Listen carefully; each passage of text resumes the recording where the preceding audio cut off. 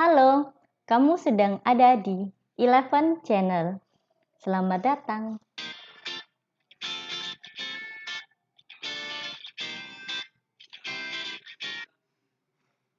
Statistik pendidikan.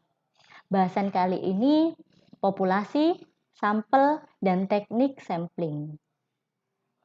Masih ingat kan informasi ini? Populasi adalah keseluruhan data yang akan diobservasi atau diamati. Sedangkan sampel bagian dari populasi. Nah, ada statistik inferensial, deskriptif. Masih ingat kan? Perhatikan catatan penting di bawah ini. Sampel itu harus representatif dari populasi. Jadi harus mewakili ya.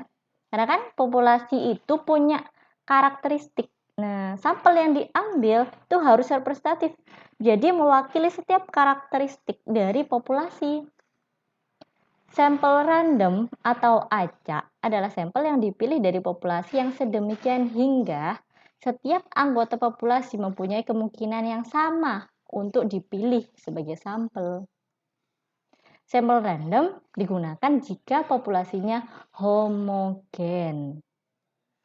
Jika populasinya tidak homogen, maka dapat mempartisi populasi ke dalam kelompok-kelompok yang relatif homogen dan memilih sampel secara proporsional dengan acak untuk tiap kelompok. Jadi misal nih, nggak homogen.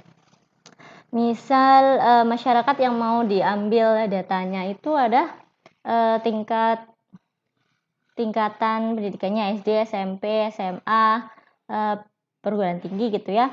Nah, lalu kira-kira yang SD itu kira-kira ada berapa juta proporsinya. Nah, perbandingan dari yang SD, SMP, SMA, dan perguruan tinggi itu ada misal 2, 3, dan sebagainya. Nah, itu harus secara proporsional. Kemudian, dari tiap proporsi yang diambil, misal nih, 2/6-nya itu dari SD. Berarti nanti kemungkinan terpilihnya dari yang di bagian SD harus lebih besar daripada yang perguruan tinggi misalnya. Nah, kayak gitu. Jadi harus dipartisi secara proporsional berdasarkan yang banyaknya masing-masing itu tadi. Nah, kemudian dari masing-masing kelompok itu harus masing-masing individunya itu bisa dipilih secara acak gitu. Nah, di sini ada kata relatif homogen. Kenapa? Karena kadang kita akan susah untuk membuatnya itu benar-benar homogen. Karena kan di dunia ini nggak ada yang benar-benar sama plek gitu kan, nggak ada. Makanya di sini ada relatif homogen. Lanjut ke teknik sampling atau teknik pengambilan sampel. Untuk menentukan sampel dalam penelitian, terdapat berbagai macam teknik sampling yang digunakan.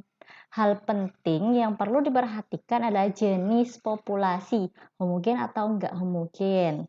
Kemudian, tentukan teknik sampling yang sesuai dengan penelitian. Jadi tujuan penelitiannya itu apa? Nah, pastikan bahwa sampel yang dipilih representatif atau mewakili karakteristik dari populasi. Berikut beberapa teknik sampling yang bisa kalian cari tahu lebih lanjut. Jadi ini cuman kayak sejenisin aja ya, ada beberapa. Tuh ada source-nya. Tapi bukan terbatas hanya ini ya. Gitu.